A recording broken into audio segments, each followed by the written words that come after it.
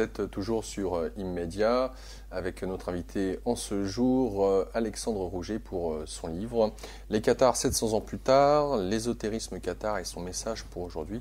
C'est aux éditions du Laurier. Alexandre, au regard de ce que nous avons fini dans la deuxième partie d'aborder, j'aimerais lire ce passage qui est assez intense. L'attention sera mystique, passive. L'intention gnostique, active. Les deux vont ensemble. De fait, l'attention peut être intense et l'intention attentive. Elles s'amplifient et s'intensifient l'une l'autre. Quoi qu'il arrive, plus l'intention est intense, plus la conscience est intense, et inversement. Être à fond dans l'instant, appliqué et impliqué dans le présent. L'intensité de conscience ici et maintenant. À la limite, peu importe ce qu'il se passe, pourvu que ça soit intense. Si j'ai l'intention de connaître et comprendre quelque chose, je prendrai conscience de cette chose. Et mieux j'en aurai conscience, plus elle sera intense. Mieux je la comprends, mieux elle me comprend, et ainsi de suite. Conscience et intensité permettent ensemble de comprendre ce qu'il se passe. L'intensité de conscience et la conscience de l'intensité tendent à la connaissance de soi, la justice et la vérité. À tout point de vue, par exemple, plus mon intention de faire la fête ou de travailler est intense, plus je prends conscience de la fête et du travail. J'intègre leur sens. La fête et le travail prennent conscience de moi. Et les deux s'exaltent et se transmutent en créativité, état supérieur dépassant et intégrant la dualité entre fête et travail. Abellio a insisté sur le caractère auto-intensificateur de toute émergence conscientielle. Le principal critère de la conscience est d'augmenter sa propre intensité. Elle ne peut que s'intensifier, par et pour elle-même. Elle, je, nous, soi. C'est la qualité intrinsèque et initiale, inaugurale et initiatique de la conscience intensificatrice de soi. La conscience, en vertu du caractère d'autodiffusité propre au bien, tend par essence à s'intensifier. C'est elle qui ouvre et dynamise la relation et la dualité, qui les exprime et les exalte. Je m'arrêterai là. Un petit commentaire sur ce que je viens de lire. Oui, ça ouvre la piste ensuite à la transmutation de la dualité en unité, si j'ose dire.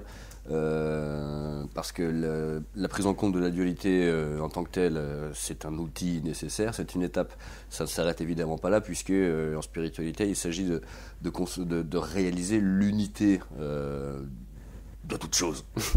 Abellio, pour le coup, parlait, lui, de l'interdépendance universelle, à savoir la conscience que tous et tout est lié et interactif dans l'univers.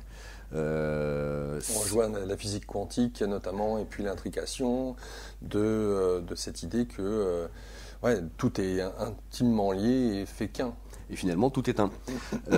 Et la dualité, cette dialectique, ce jeu sur le rapport entre un sujet et un objet, n'est qu'un moyen de percuter et d'accéder à ce niveau où, en fait, il y a beau y avoir deux parties à un certain point de vue, deux termes, en fait, ils appartiennent à une seule et unique réalité, qui les englobe, les intègre et les dépasse.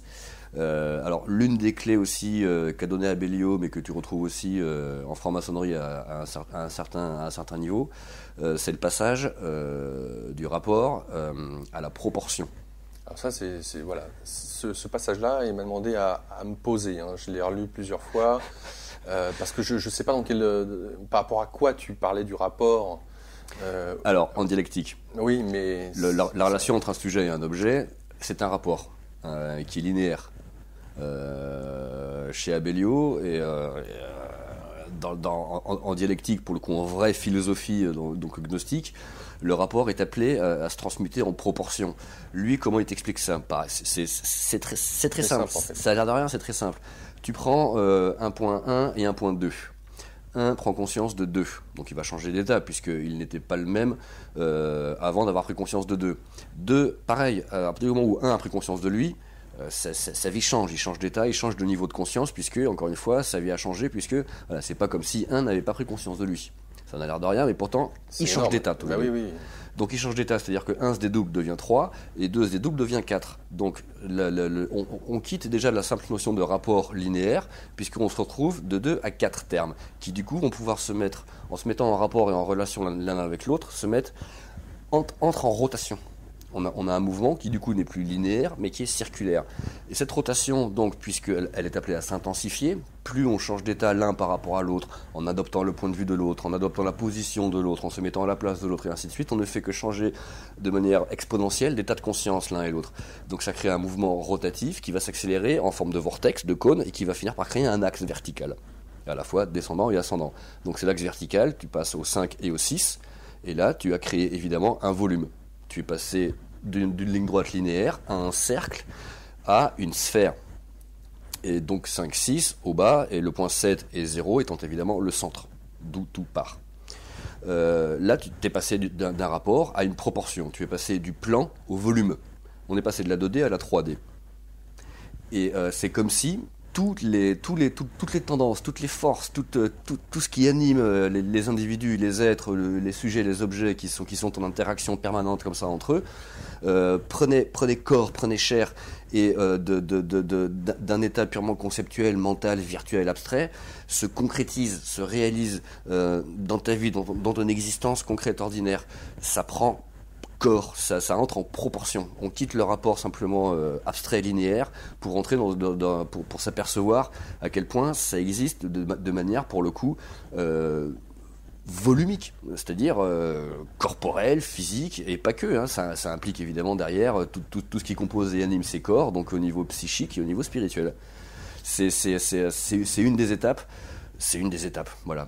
Et là, pour le coup, on est vraiment donc c'est la dialectique au sens propre du mot, mais dialectique. Alors déjà, quand tu as un tout petit peu évolué en philo, tu te rends compte que 1 et 2 ne valent que par la relation entre eux qui équivaut à un troisième terme. Mais avec ce point de vue-là d'Abellio, tu as 4 termes, plus évidemment le cinquième qui va être le cercle sur lequel ils dansent l'un avec l'autre, jusqu'à former ce double vortex ascendant-descendant qui va créer l'axe vertical, le long duquel tout s'organise. Et puis quand tu es entré dans l'axe vertical, c'est la verticalisation de l'être. Quand on dit l'alignement, s'aligner, c'est exactement de ça qu'il s'agit. Et en t'alignant, tu te verticalises. En te verticalisant, tu te connectes à ce qui te dépasse, à ce qui est aussi inférieur, parce que, encore une fois, ça te va tamas, mais l'un ne va pas sans l'autre. Pour savoir monter, il faut être descendu. Et puis pour être descendu, il faut aussi avoir envie de monter derrière, parce que si tu descends en restant en bas, ça ne sert à rien. Ça n'a pour but que te permettre de rebondir pour monter plus haut, et ainsi de suite. Voilà. Donc dialectique, trialectique, quadrilectique, et multilectique, plurilectique, si j'ose dire. Lectique pour la relation, dia 2, tri 3, et ainsi de suite. Plurilectique, relation plurielle. Et c'est exponentiel, parce que derrière ce pluriel, au-delà de ce pluriel plutôt, tu vas finir par connecter l'unité, l'impulsion unique, la force motrice unique qui meut et qui anime et qui impulse tout ce mouvement, tout ce phénomène qui est ce phénomène qui est soit ta propre conscience, celle de n'importe qui d'autre, celle de n'importe quel animal ou individu, celle de l'univers entier. Donc là, tu accèdes effectivement à cette conscience de l'unité. C'est progressif, c'est pas à pas. J'ai pas eu de flash ou de révélation transcendante. C'est ça, machin, d'un coup. Non.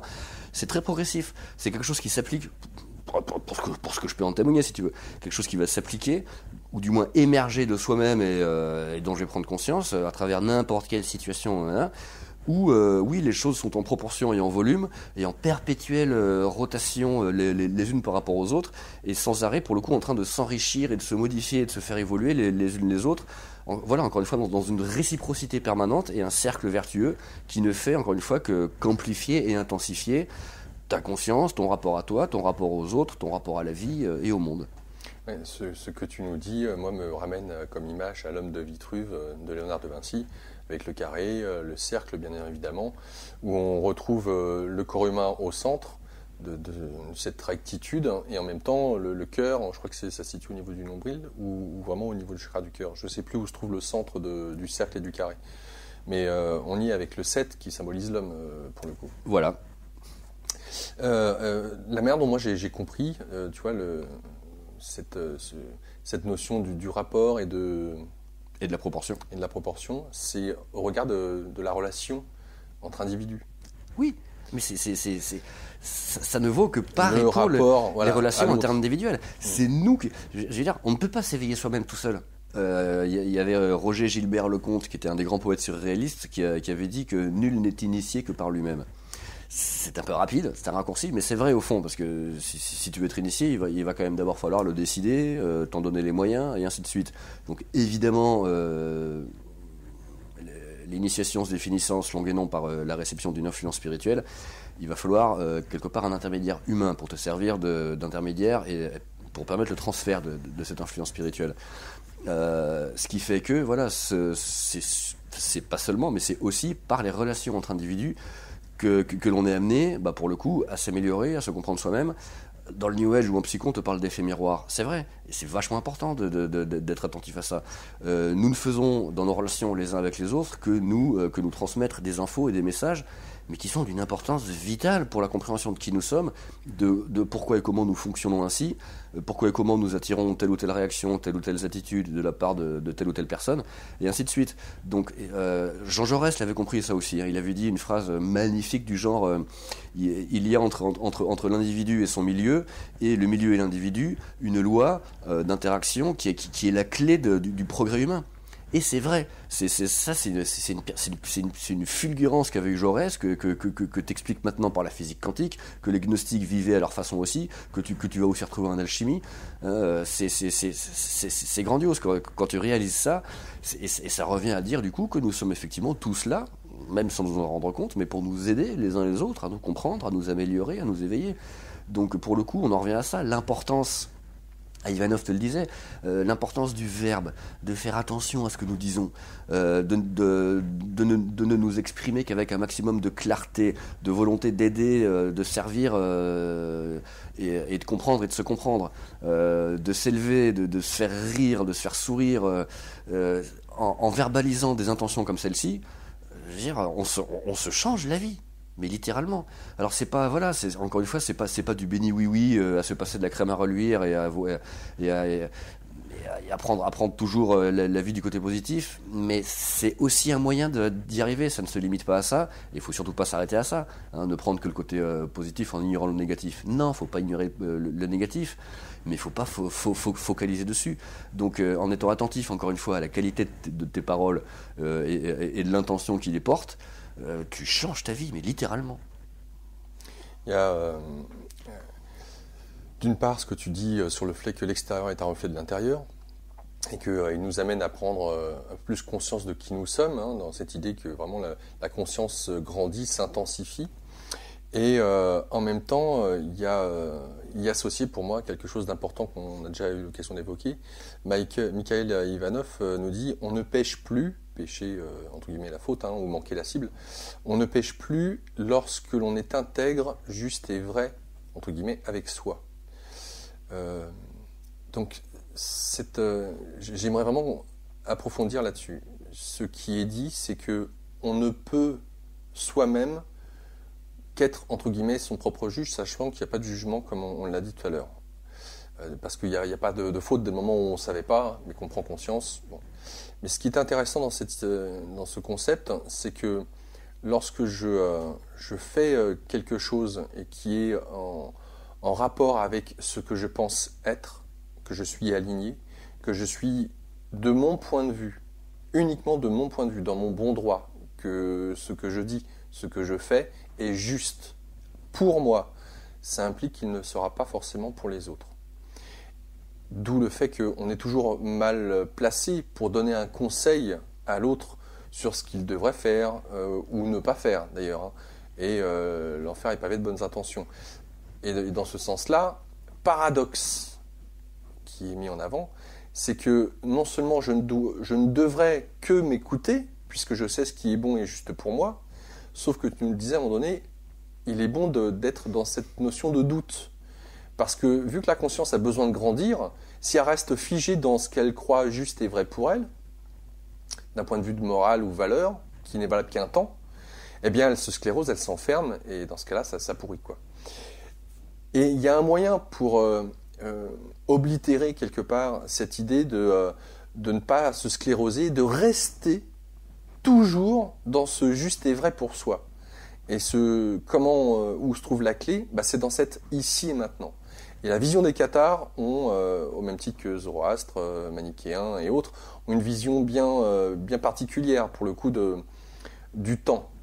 Et ça revient peut-être à ce que tu disais juste auparavant.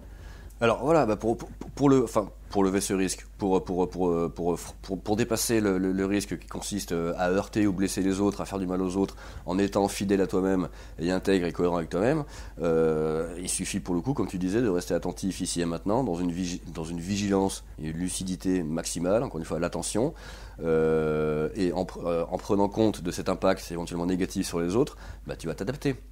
Et si tu te rends compte que tes valeurs, en les suivant et en les assumant, ça revient à écraser les autres ou à leur faire de l'ombre, soit tu vas remettre en cause ta façon de faire, soit tu vas remettre en cause telle ou telle valeur, tu vas te demander pourquoi, à un moment, ça a ces conséquences-là.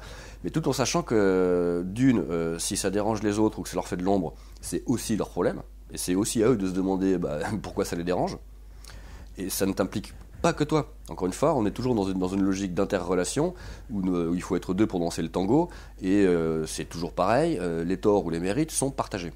Voilà. Et je vais juste une parenthèse par rapport à... Excuse-moi Alexandre, je t'en prie. Une parenthèse par rapport à ce que tu dis, parce que j'ai pu lire bon nombre de témoignages de certains qui étaient auprès de maîtres. On les a dans des mythes, l'histoire taoïste, bouddhiste, etc., ou pas que, de ces enseignants qui, à l'image du moine zen, va taper son disciple, va lui faire les pires crasses possibles, en ayant conscience de ce qu'il fait, comme entre guillemets, un père le ferait pour son enfant, avec cette bienveillance. Mais cette bienveillance qui constate la limitation du disciple, et que ce dernier, pour grandir, ouvrir sa conscience, a besoin qu'on lui rentre dedans. Le maître se rend compte qu'il a besoin de fêler l'armure mentale, égotique du disciple qui est persuadé de sa croyance, de sa vision du monde. Exactement, c'est exactement ça. En ce sens-là, c'est un mal pour un bien. Mais pour se permettre d'agir ainsi, voilà, c'est ça. Il faut soi-même avoir atteint un certain niveau, un niveau de conscience et de confiance, qui fait que voilà, tu peux t'autoriser, pour le coup, au nom de la vérité et de la justice, à violenter ou à malmener quelqu'un. Mais quelqu'un qui te l'a demandé du reste, parce que le disciple, il a demandé au maître de le guider sur le chemin. Ouais. Mais indirectement, non. La relation maître-disciple, pardon, je me permets de le souligner, la relation maître-disciple ne vaut que si et seulement si le disciple a demandé au maître de le guider. Le maître, il va pas venir vers toi en disant je vais vous sauver, je vais vous libérer. Donc ça, c'est du prosélytisme, c'est de la branlette. Tout à fait. Mais sauf que je reviens à cette idée que dans la vie du quotidien, il y a des personnes qui arrivent vers vous, vers nous, vers moi, toi, enfin bref, en formulant quelque chose qui n'est pas dit. C'est-à-dire qu'il y a une part consciente qui s'adresse à lui, à vous en l'occurrence, qui peut être tout à fait donc compréhensible, consciente, mais vous répondez non pas en ayant la conscience, on va dire, un peu plus grande, vous entendez ce qu'il y a d'inconscient derrière. Oui. Et vous réagissez en répondant, peut-être d'une manière dure, qui fait mal, à la demande qui n'est pas verbalisée consciemment, mais qui est là quand même. Pardon. J'ai envie d'éternuer. Vas-y, éternue. Non, j'arrive pas, ça vient pas, c'est pas grave. Ce qui va permettre, du coup, à celui qui... Pardon. Voilà. Ce qui va permettre du coup à l'autre de toucher du doigt la demande subconsciente qu'il n'avait pas réussi à verbaliser consciemment. Ah oui, en fait, c'est ça la réponse que j'attendais vraiment. Ah ouais, bon d'accord, ok. Là, il fait un saut de conscience, il n'y a pas de souci. Mais voilà. Peut-être pas. Je veux dire, ça dépend si on a un étranger en face de soi et que ce dernier... ça nous est tous arrivé, je pense. Mais c'est du cas par cas. Oui. C'est du cas par cas, et là... Et on en revient dans cet instant présent. En son âme et conscience. Tout à fait. Et c'est ce qui est extrêmement difficile, c'est que... Enfin, extrêmement difficile par rapport à notre vision habituelle, relativement duelle, pour le coup, de notre quotidien, c'est de croire, encore une fois, cette notion de croyance, donc des valeurs qui sont très limitatives. Oui, excuse-moi, faire un distinguo entre croyance et valeur, ce sont deux choses différentes. Déjà, la croyance, c'est une démarche. La croyance, pour moi, c'est une démarche qui consiste à adopter un truc sans savoir ce que c'est, ni pourquoi, ni comment. Les valeurs, déjà, c'est pas une démarche, c'est une notion, c'est une idée, c'est un principe. Voilà, donc on va adhérer à des valeurs. Pour moi, on ne peut pas croire à une valeur. On l'adopte, on y adhère ou pas. Tu vois ce que je veux dire? Pas sûr. Bah, ouais, je t'explique pourquoi. Parce que dans cette notion de croyance, vu que dans ce concept, on est dans créateur, il y a une interaction qui se fait entre l'objet observé et l'observateur. Uh-huh. Et que la matière, notre matière, va répondre à nos croyances. Uh-huh. Nos valeurs font partie de nos croyances. Oui, voilà, pour moi, non. Nos valeurs, par exemple, de ce qui est correct, bien dans notre société occidentale, qui n'est pas du tout D'accord. Oui, là, je te suis, de ces valeurs qui sont, ou des mœurs qui sont africaines ou asiatiques, cracher par terre, rôter après manger, voilà, ce genre de choses, par exemple. D'accord. Donc valeurs ou mœurs, je sais pas, je parle pas de morale, tant de morale.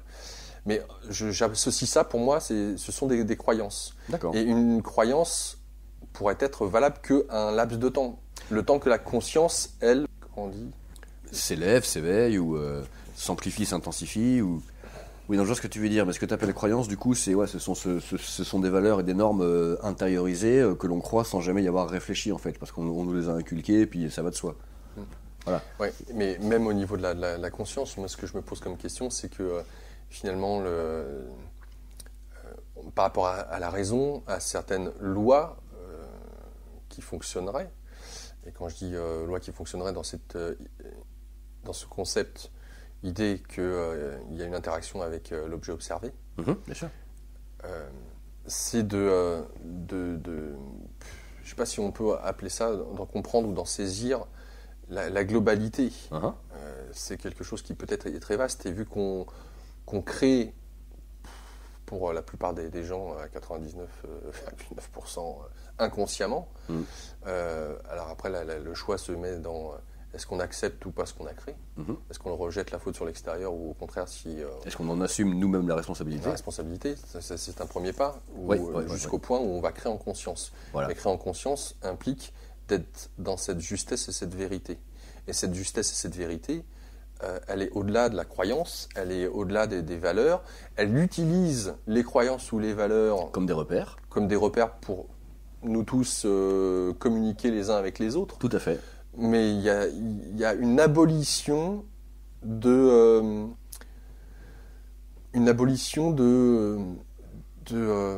cette linéarité, ou de ce bien et de ce mal, de ce qui est et de la contrainte. Oui. Parce que du coup, les choses vont de soi. Voilà. L'une des exceptions de la morale, c'est que tu t'obliges à faire les choses. On se contraint, on se force à être poli, ou à bosser, ou à faire ci, ou à faire là. Quand tu accèdes pour le coup à ce niveau, à ce stade supérieur de fluidité, de connaissance, de compréhension, voilà, ce qu'Abelio appelait l'éthique, une morale au sens gnostique, ça va de soi. Tu n'es plus agi ou soumis par une contrainte. Ça va de soi. Et c'est comme si les valeurs agissaient d'elles-mêmes à travers toi. C'est marrant. Comme une force, effectivement. Comme une force autonome et spontanée qui influe en toi, qui passe par toi, qui irradie à travers toi. Le feu du Saint-Esprit. Ouais, voilà, et tu exprimes toi-même les valeurs que tu honores, et tu exprimes la liberté, tu manifestes l'égalité ou la fraternité, la générosité, la solidarité, la franchise, mais et ainsi même, de suite. Même pas forcément, en fait, parce que, encore une fois, quand on est sorti de cette abolition, qu'on a aboli cette idée de valeur, tu parles d'altruisme. Et je reviens sur cette idée du maître qui, franchement, vis-à-vis de... maltraite son élève. Voilà, ou d'un père vis-à-vis d'un enfant, ou d'une mère, qu'importe. Vu par l'enfant, il m'a retiré mon ballon, il m'a privé de chocolat, ou que sais-je, ça sera la fin du monde, il en voudra à mort à son parent. Alors que le parent n'aura fait que ce qu'il estime être juste dans l'instant de faire, parce que potentiellement il y avait danger de santé, danger pour le corps, l'intégrité de la personne. Et ça, l'enfant ne le sait pas sur l'instant, et quand il l'aura percuté, du coup, il comprendra pourquoi il a pris une tarte, ça prendra son sens, et il aura grandi pour le coup. Donc la notion d'altruisme dont tu parles n'est vraie que du point de vue de celui qui agit.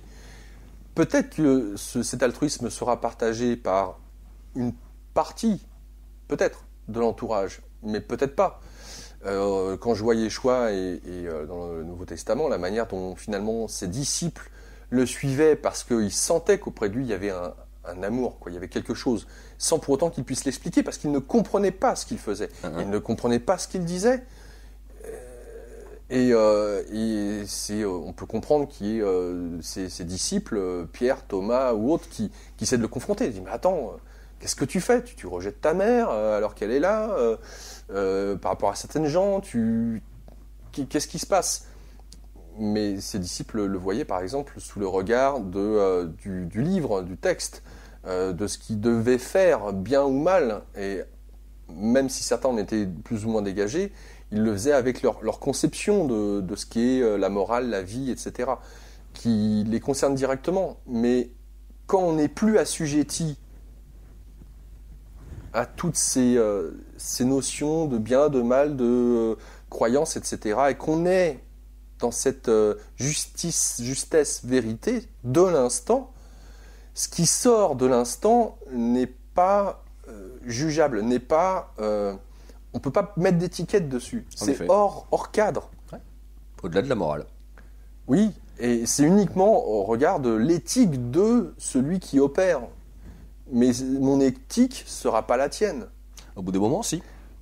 Oui, mais dans notre manière de faire, ça sera différent. Je reprends un exemple. Il y a deux sages indiens qui ont vécu en même temps, simultanément. Il y avait il y avait Ramanesh. Ramana Maharshi. Ramana Maharshi, mais je ne sais pas ce que ce soit. Il y avait Balsekar et il y avait... alors il y avait quoi ? Il y a Ramana Maharshi, mais je ne crois pas ici. C'est pas... celui qui vivait dans sa grotte, qui a été le maître d'Arnaud Desjardins. Bref, vous ferez vos recherches pour le maître d'Arnaud Desjardins. J'ai un trou. Mais ils vivaient tous les deux ensemble. Ce qui est très intéressant, c'est que donc, tous les deux étaient qualifiés d'éveillés, parce qu'eux-mêmes ne se qualifient pas d'éveillés, bien évidemment. Il n'y a plus personne. Les masques sont tombés. Il y en avait un qui était, au tout début de son enseignement, hyper doux. Ramesh Balsekar. Il était comme ça au début de son enseignement. Très finalement, montrer l'unification en chacun de nous, essayer de mettre en perspective cette part belle, entre guillemets, de ce que nous sommes. De l'autre côté, donc le maître qui enseignait auprès de Arnaud Desjardins était super dur. Il n'y a que le soi, il rentrait dedans, il sortait l'épée, et schlock, il coupait au couteau. Et quand les élèves, les disciples de l'un avaient le sentiment que ils avaient un peu gravité autour, ils avaient vu, ok, tiens, on va aller à l'autre. Et qu'est-ce qui se passait ? C'est que l'autre allait en totale contradiction avec ce que le premier avait dit. Il dit, mais attends, qu'est-ce qui se passe ? Pourtant, je croyais qu'on m'avait dit que, et là, tu es en train de me dire l'inverse. Donc, c'est quoi ce bordel ? Et ce qui est aussi intéressant, c'est de voir que Ramesh a commencé au début de son enseignement en étant relativement doux et a fini en sortant la lame, l'épée, etc. Donc, tout ça pour dire quoi ? Et c'est pour ça qu'on ne peut pas parler de l'un dans le Tao, là où Tse le dit très bien. Il n'est pas nommable, on ne peut pas en parler parce que c'est tout et son contraire, puisqu'on essaie d'enfermer quelque chose qui se passe uniquement dans l'instant présent, on essaie de l'enfermer dans un temps linéaire. Ça n'a aucun sens. Aucun sens. Donc pour ceux et celles qui nous écoutent, la difficulté de cette gnose est hors cadre. Elle ne peut pas être enfermée dans une boîte. Il n'y a pas une manière, il faut faire comme ci ou faire comme ça. Alors on peut parler peut-être d'un procédé, et c'est ce que Ivanov donne, genre par exemple l'altruisme ou le fait d'être dans le service, etc. Mais même ça, au bout d'un moment, on passe outre. On le dépasse. Il y a un basculement qui se fait. Et il y a cette mort-renaissance dont tu parles, qui est finalement la mise au tombeau de Jésus, la résurrection ou la mort initiatique, c'est exactement la même chose. C'est l'éveil en fait qui se fait. On revient sur cette notion du temps. Alors moi je le dis comme ça un petit peu avec mes mots, mais chez les Cathares, la vision du temps qu'ils avaient, est-ce qu'il y avait cette compréhension-là totale ou pas ? Clairement, mais nécessairement, puisque comme le résume bien la structure absolue d'Abellio, avec cette notion de vortex, le temps n'est pas que linéaire, il n'est pas que cyclique, c'est-à-dire circulaire, il est sphéroïde, vortexoïde, en forme de vortex, spiraloïde. Ouais. C'est-à-dire quoi? C'est-à-dire que ça revient à valider, ça revient à prendre conscience du fameux point de vue métaphysique de René Guénon, de la simultanéité de toute chose, le point zéro. Tout est simultané. L'unité, voilà. Donc évidemment, c'est indescriptible, c'est au-delà des mots. Par définition, ça ne peut pas s'appréhender, ça ne peut pas se mettre en concept, puisque ça outrepasse tout. Ça englobe déjà tout, donc voilà. Le temps linéaire, façon judéo-chrétienne, t'as un côté ruse du diable là-dedans, parce qu'on te prétend qu'il y a effectivement un point de départ, un point d'arrivée, entre les deux, c'est une ligne droite, et on revient pas en arrière, ça suit son cours, ça a même tendance à s'accélérer au fil du temps, bon ça c'est autre chose, on va y revenir, mais voilà, ça part de A, ça arrive à Z, et on n'y peut rien. C'est pas faux, mais enfin c'est un peu court. C'est le temps chronos, typiquement, hein, qui ne marche que par la succession temporelle. C'est un temps quantitatif que tu peux segmenter, mais qui est un peu primaire, qui est un peu borné, qui est stérile, parce qu'encore une fois, on ne fait que les instants, le temps ne fait que se succéder et s'accumuler. Il n'y a pas de côté qualitatif, il y a une progression qui n'est que quantitative, qui n'est pas qualitative. Les choses ne s'améliorent pas ou ne changent pas, elles ne font que se répéter ou s'accumuler. Bon, donc il y a un côté très stérile là-dedans. La conception circulaire, du coup, cyclique, alors à la grecque, mais bon, de manière encore une fois un peu caricaturale, mais voilà, donc on part d'un point A et on va revenir quand même, du coup, au point A qui est le Z, mais qui est aussi le A, enfin ça arrive au même. Mais encore une fois, il y a cette idée que les mêmes choses vont encore une fois se reproduire indéfiniment, elles vont se représenter à tour de rôle, puisque ça tourne. Bon. Si tu passes en mode vortex, en mode spirale, tu as à la fois l'axe linéaire, puisque ça suit un axe vertical, descendant ou ascendant, et tu as également la dimension cyclique, puisque ça tourne. Et les deux s'associent pour créer encore une fois un mouvement en 3D, en proportion, et non plus alors que dans le cyclique circulaire ou dans le linéaire, on reste en plan, on reste en 2D. Là, avec le vortex, on passe en proportion en 3D. Et ce qui est fantastique, c'est que un vortex, comment ça marche, c'est que plus il tourne autour de son axe en s'approchant du haut ou en s'approchant du bas, plus il accélère. Donc notre époque, c'est l'apocalypse. Guénon a parlé un peu de l'accélération du temps dans son maître ouvrage, qui est une tuerie absolue. Pour moi, c'est son meilleur, et peut-être le seul vraiment digne à lire de lui, qui est le règne de la quantité et les signes des temps, où il te parle de l'accélération du temps. Carl Johan Kalman, que tu connais, le Suédois qui a bossé sur le calendrier Maya, a bien mis ça aussi en évidence, et il a dû solliciter pour comme clé opérative de compréhension de ce temps la notion kairos, du temps kairos chez les Grecs. Ouais. Donc certes, tu avais le temps chronos, linéaire, successif, quantitatif, tu avais aussi le temps kairos, l'instant juste, qualitatif, voilà, qui explique les synchronicités, le kairos, c'est une intrusion dans le temps linéaire et mécanique d'une parcelle de vérité ou de vie qui échappe à toute logique causale. C'est les synchronicités, mais qui est une intrusion de sens dans une situation qui en manquait. Encore une fois, une intrusion de lumière dans une situation qui était un peu trop obscure. Et du coup, plus on avance dans le temps, que ce soit en ascendant ou en descendant, plus ça s'accélère, et plus on approche d'un point qui va être évidemment un point de résorption, que ce soit vers le haut ou vers le bas. Quand tu atteins une limite, que ce soit le sommet ou le fin fond, une fois le seuil de rupture atteint, tu as un saut. Paf, on change d'état et on repart à zéro et on recommence pour un nouveau process, mais à une autre échelle, voilà, dans un autre état. Là, on voit la vision fractale de la chose. Ouais, voilà. Et nous en sommes là. Nous sommes au fin fond, dans l'œil du cyclone, mais du vortex descendant, de ce vortex universel, à l'issue duquel, donc forcément, un vortex qui descend, tu remarqueras, ça se constate dans une baignoire qui se vide, ouais. La densité augmente. Plus on s'approche du point, ouais, voilà, du point central, du point nodal, plus c'est compressif, plus c'est dense, plus c'est puissant, nous en sommes là. C'est le règne de la matière, le règne de la quantité, le règne de la densité.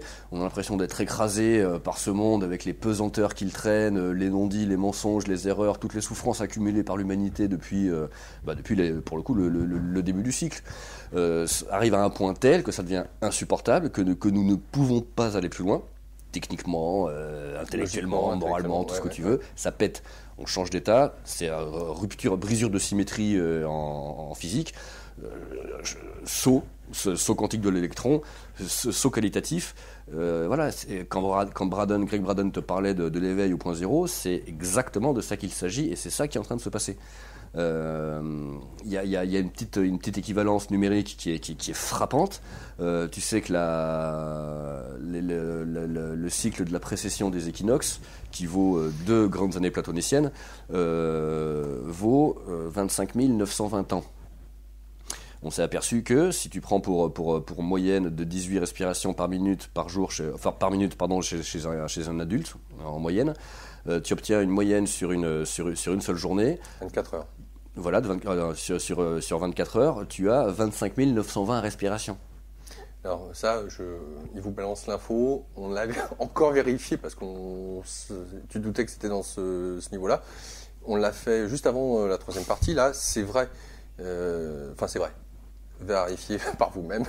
Alors là, dans un moment, ce que j'ai pas encore essayé de faire, je suis pas sérieux comme journaliste. J'ai pas compté mon nombre de respirations moyennes par minute et j'ai pas fait la multiplication par 24 heures. Ouais. Ça, on peut le faire, hein, les mecs te disent 18 par minute, 25 920 par 24 heures. C'est une moyenne. C'est absolument grandiose. Ce qui veut dire que voilà, une journée humaine équivaut à 2 grandes années platoniciennes, c'est-à-dire à un cycle entier de la précession des équinoxes, c'est-à-dire le tour complet du système solaire parmi les 12 signes du zodiaque. C'est absolument grandiose. Donc ce cercle cosmique-là, immense, 25 920 ans, tu vois, c'est quand même pas mal, équivaut à une simple et seule journée d'un individu sur Terre. Donc là et là, tu vois, enfin le macrocosme, microcosme, la correspondance est exacte. Ce qui veut dire que ce qui se passe à cette échelle-là se passe aussi à notre échelle individuelle de notre vie humaine terrestre, et ça rejoint encore une fois l'enseignement des mythes gnostiques, qui te font bien comprendre que nous, humains, nous ne faisons que vivre et reproduire les délires et les aventures et les guerres et les malheurs et les bonheurs des dieux et des déesses dans les mythes, dans l'univers et les galaxies, les grandes bastons stellaires magnifiques, les guerres grandioses que te décrivent par exemple les chroniques du Girku d'Anton Parks, que moi j'aime beaucoup, pour le coup j'ai envie d'y adhérer parce qu'encore une fois ça tient la route, c'est cohérent avec le reste. Ces événements-là, cosmiques, expliquent tous les événements terrestres que nous vivons depuis le début. C'est hallucinant. L'infiniment grand est dans l'infiniment petit, ce qui est en haut est comme ce qui est en bas.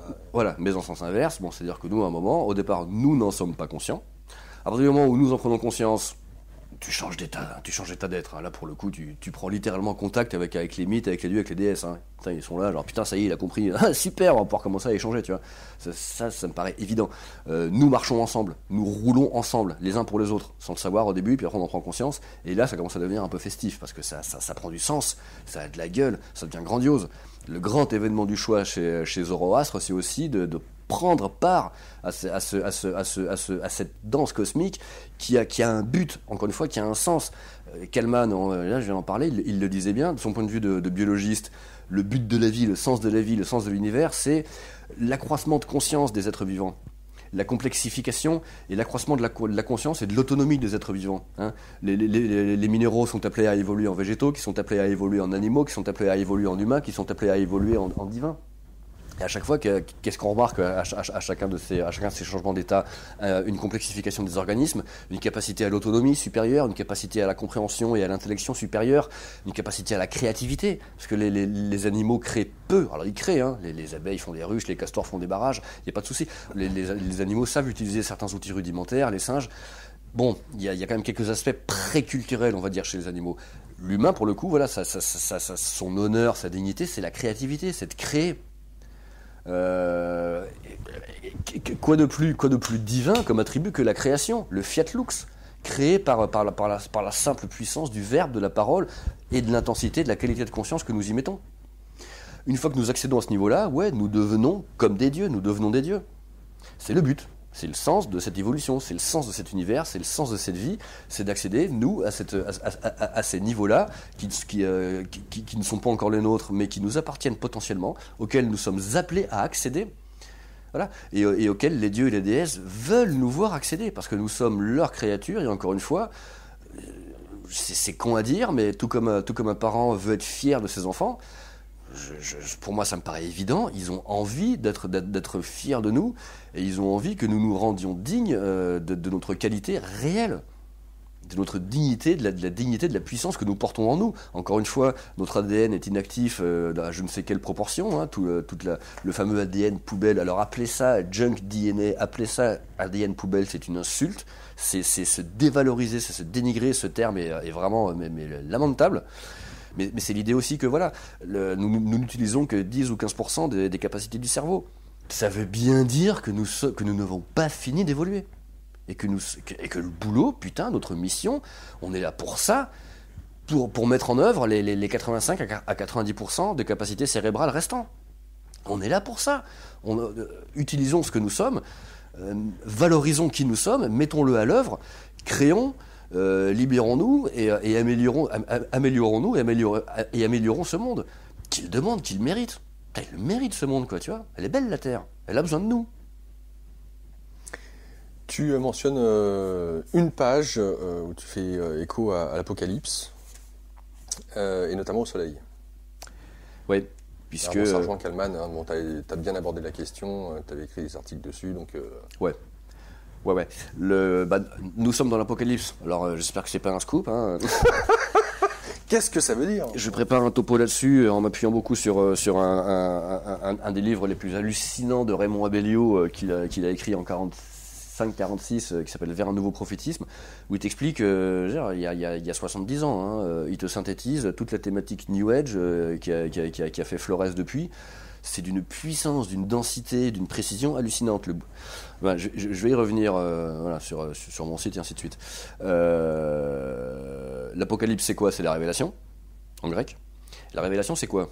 C'est tous les mensonges sortent, tous les masques tombent, les intentions cachées et réelles de ce système social, religieux, économique, politique, ces intentions réelles apparaissent, hein, c'est-à-dire dominer l'humanité, l'exploiter, la vampiriser en mode Matrix, hein, pour profiter de son énergie au service et au profit du démiurge, du démon, qui lui, hein, toujours fidèle à sa logique de révolte face à Dieu, entend prouver à Dieu que l'humanité c'est de la merde et qu'elle n'est pas digne de son origine divine. Donc il veut nous maintenir dans un état inférieur pour prouver qu'il a raison et que nous sommes des veaux.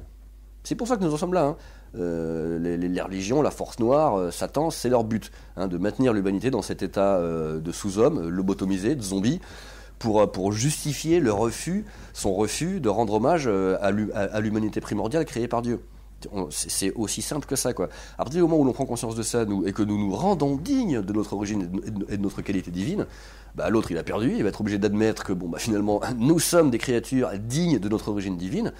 Voilà, et il va reconnaître qu'il a perdu et puis il sera réintégré. Alors selon le limite, on te dit soit il retombe dans son trou, il boude, on n'en parle plus, soit il fait pénitence lui aussi, il demande pardon, on lui pardonne, on se pardonne tous et c'est la fête. Bon, peu importe, le résultat est à peu près le même. Mais le but de cette époque, il est là. Donc tu parles de toutes ces différentes instances de pouvoir, mais c'est aussi individuel. Ça commence par l'individu. Encore une fois, charité et bien ordonnée commence par soi-même. Les masques qui tombent, c'est chez nous déjà. Ouais. Les masques, encore une fois, œuvre noire, descends dans tes ténèbres, vitriol, hein, tu connais l'histoire, descends dans ta terre, dans tes ténèbres intérieures, creuse, trouve et cherche. Enfin, creuse, cherche et trouve. Cherche et tu trouveras.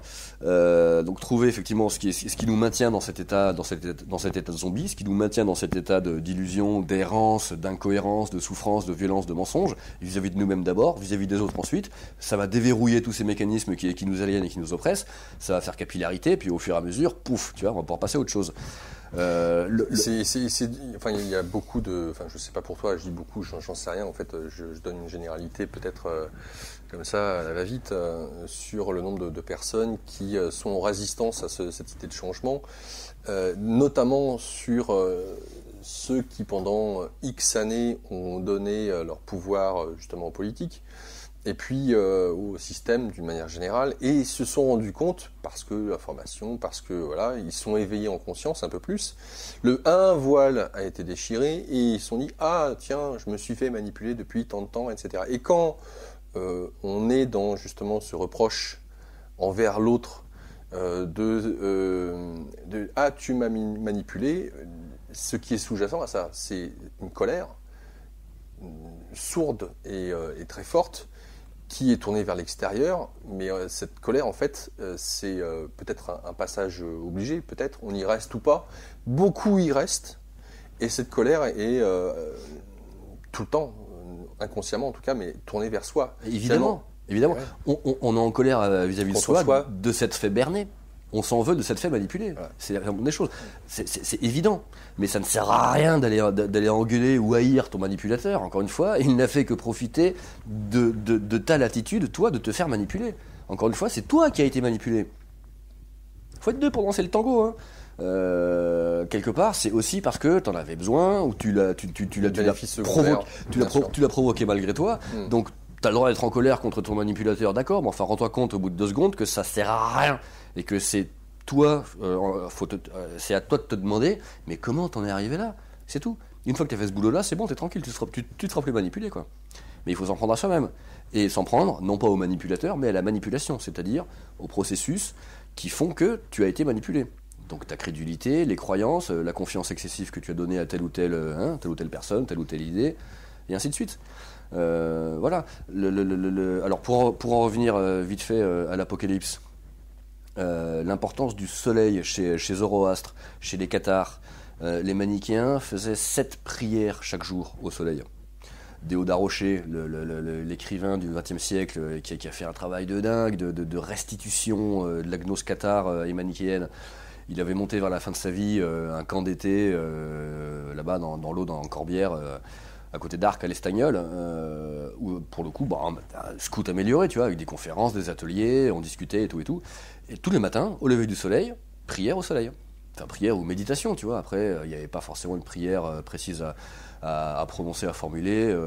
Il y a toujours le Je vous salue Marie et le Notre Père qui marche, qui reste quand même des valeurs sûres. Pour ceux qui ont la fibre chrétienne, pas de souci. Bien que l'Église romaine se soit appropriée ces prières-là, au niveau du contenu opératif, ça va, ça marche, ça reste. Et tous les matins, les mecs, ils allaient se poser au soleil, et tu salues le soleil qui se lève. Je sais pas, tu le salues, tu dis merci, bonne journée, voilà, il va faire beau, une nouvelle journée commence. Tu appelles les forces de vie et du coup tu les mobilises en toi. Parce qu'évidemment, une force cosmique comme celle-là, si tu l'appelles, elle va te répondre. Et évidemment, selon l'intention et la qualité que tu mets dans ton appel, voilà, de cela dépendra la qualité de la réponse que tu auras. C'est aussi simple que ça. Et c'est ce rapport-là, individuel, entre l'individu et les forces cosmiques supérieures, c'est ce rapport-là individuel que les religions ont toujours voulu interdire. Et c'est aussi pour ça que les cathares ont été génocidés. Parce que pour eux, voilà, ils avaient maintenu et entretenu ce rapport individuel entre l'individu et cette image de la divinité qu'est le soleil, avec toutes les forces qui le composent, et ainsi de suite, qui sont des forces, pour le coup, à notre disposition. Mais à charge pour nous de faire l'effort minimal, de le demander, et de solliciter et de remercier ces forces qui nous demandent, encore une fois, qu'à nous aider, tu vois. Donc tu es en train de nous dire que le soleil... où l'énergie qui nous envoie est en lien avec les changements, cette fameuse apocalypse dont tu parles, sur notre état de conscience. Oui, ça me paraît évident. Alors déjà, tu as le GIEC, là, cette bande d'escrocs et de couillons qui nous explique que le réchauffement climatique sur Terre serait dû à l'activité humaine. C'est un mensonge destiné à nous extorquer du pognon à travers des taxes, carbone, machin. Et c'est aussi un moyen de nous culpabiliser, parce que cette société, cette civilisation dont nous sommes si fiers par ailleurs, nous explique que c'est de sa faute si elle est en train d'entraîner le réchauffement climatique et donc, quelque part, sa propre destruction. C'est un peu court. C'est l'activité solaire qui réchauffe la Terre. C'est pas très compliqué. C'est le soleil qui réchauffe la Terre. Tu vois, c'est pas la peine de chercher plus loin. Les vents solaires, les plasmas solaires, ce qu'ils appellent les éjections de masse coronale. Ça correspond à ce qu'ils appellent dans la tradition les nuées, les visitations, la descente de l'Esprit Saint. Abellio te dit dans le Nouveau Prophétisme que le dernier déluge, la dernière fois, il y a 12-13 000 ans, c'était l'eau. Le déluge actuel, c'est un déluge de feu. Le feu du ciel dont parle la tradition, ce sont les vents solaires, c'est le plasma solaire qui arrose la Terre, qui balaye la Terre depuis les années fin années 80, années 90. Ils ont commencé à constater une augmentation de l'activité solaire, et sans trop arriver à l'expliquer. Eh ben Dieu le veut, j'ai envie de te dire, hein. C'est pour nettoyer l'humanité, c'est littéralement du nettoyage karmique en force, à haute dose, qui nous est envoyé. Et encore une fois, c'est un cadeau, parce que, alors effectivement, tu dis qu'il y a des gens qui résistent au changement, ou ça leur paraît pas nécessaire, ou ils s'en foutent, ils ont même pas envie, enfin bon, franchement, là, ça vole pas haut, tu vois. Mais c'est comme si, pour le coup, nous étions, malgré nous, amenés à nous éveiller, puisque t'es au soleil, t'es dehors, t'es à l'air libre, t'es bombardé de ces particules. Là, pour le coup, ça vibre haut, si tu veux, hein. Le plasma, c'est le dernier état de la matière, quatrième état de la matière. Solide, terre, liquide, eau, gazeux, air, et plasma, feu. Donc le plasma solaire, donc ça correspond à l'élément feu, c'est ce qu'il y a de plus élevé, de plus subtil sur notre plan de manifestation, et c'est dans cet environnement-là, atmosphérique, que nous baignons, puisque le soleil nous arrose de cette force-là. Et cette force-là, elle amène du coup les corps à vibrer un peu plus haut, et ça agit pour le coup sur les corps subtils, dans lesquels sont engrammées ces mémoires karmiques, dans lesquels sont enquistés les charges et les nœuds émotionnels hérités depuis la nuit des temps, hein, et qui empêchent l'humanité de s'éveiller et qui l'ont maintenu dans un état de zombie. Et la force du soleil à l'heure actuelle, hein, le feu du ciel est en train de faire sauter ces nœuds, de nous nettoyer, de nous purifier au sens strict. De libérer les 7 sceaux, les 7 chakras. Exactement. Et de permettre effectivement d'entraîner l'activation, la mise en rotation des chakras. Voilà, puis tu connais l'histoire. Ouais, Guénon disait quelque part que l'acquisition pour le coup de la connaissance initiatique effective, ça passait par l'activation des chakras. La mise en rotation des chakras. Chakra, ça veut dire roue. Hein. Donc la mise en activation de ces deux petits cônes là, petits vortex là qui tournent puis qui permettent une respiration.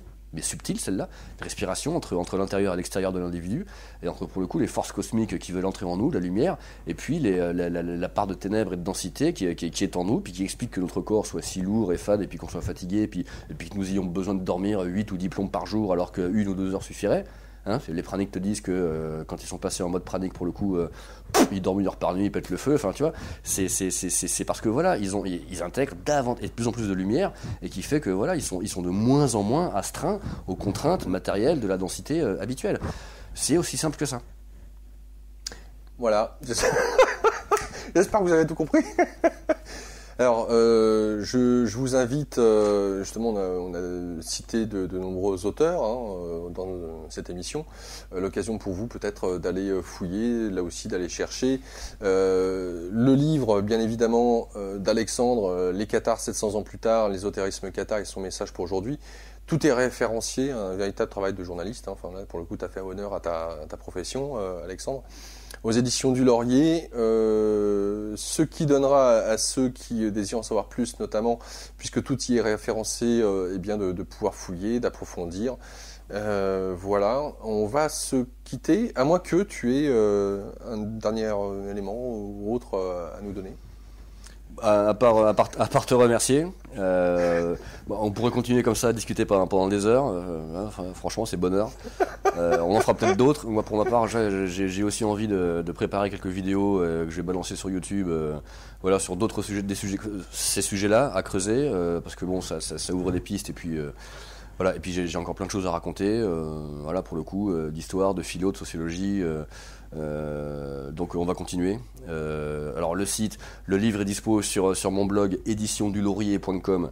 Il y a un lien PayPal sur la première page. C'est ce qui est quand même le plus simple et le plus rapide. Il n'est pas encore en librairie parce que ça coûte un bras. J'ai trouvé un diffuseur. Voilà, je vais m'occuper de ça. Voilà, on s'en fout, c'est pas le plus important. éditiondulaurier.com, il y est. Et puis à bientôt pour la suite parce qu'on continue, quoi, tu vois. On va y aller.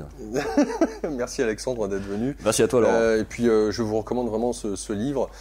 J'espère qu'on a réussi, que j'ai réussi en l'occurrence, à vous transmettre l'envie de mettre le nez dedans.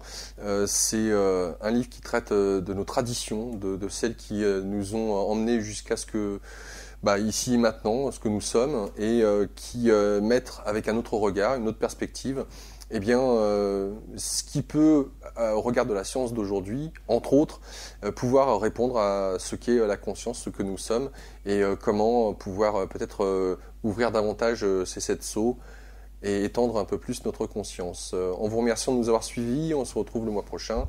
D'ici là, bon vent, au revoir à tous. Au revoir. Alexandre. Salut.